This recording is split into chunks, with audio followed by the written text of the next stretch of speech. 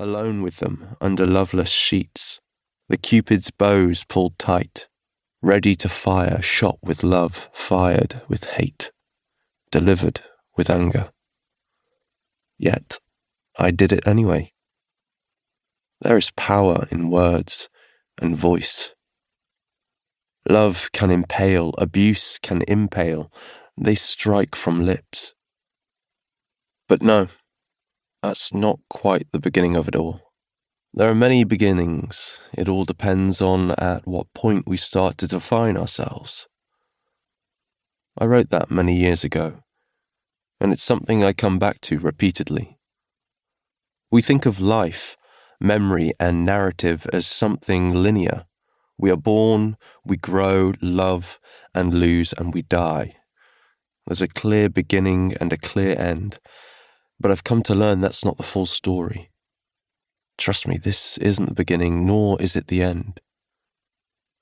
Once upon a time, I believed the abuse I went through was purely an isolated anomaly, an aberration in my story. It happened out of circumstance without any other influence or reason. Beginning, middle, end. A glitch to forget and move on. Yet, it ended up being the catalyst for me to examine my life and the influences in it that led me to those events. My exploration revealed that it wasn't the beginning or the ending.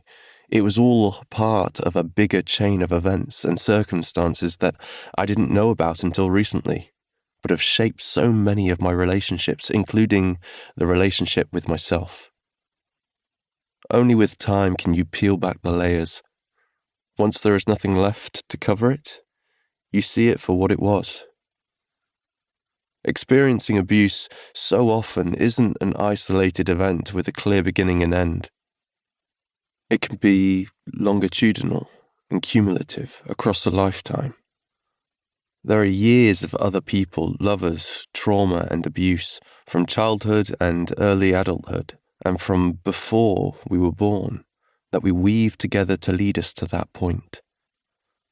It's all part of the same and former existence.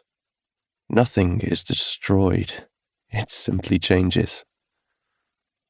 I've tried to follow the stepping stones back across time, space, memory, and people. To discover who we will be in the future is to first recognize who we have been in the past, and to understand how this affects us in the present. One cannot exist without the others. After a good friend told me about a form of emotional attachment called trauma bonding, it allowed me to examine my life with a new lens. It gave me a new language to vocalize and actualize what has happened to me, both in the abuse I survived and the trauma I lived through in the past. That new lexicon stitched itself to my bones, my skin, my tongue. All the echoes of the former lives and bodies I've had to live sewn up together. Frankenstein's new creation. It gave me a chance to live anew. My efforts to understand trauma bonding and abuse, why it happens and how I could break the cycle, awakened forgotten and dormant memories and events. I can now see how they contributed to me ending up experiencing abuse.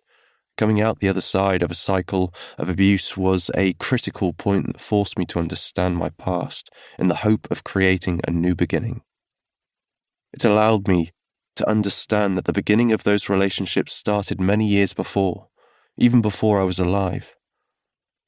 I've often wanted to purge my brain of events and people and actions and words, of the abuse I've suffered from men, of the abuse from growing up gay and working class, of the stigma and expectations put on me by society because of my identities.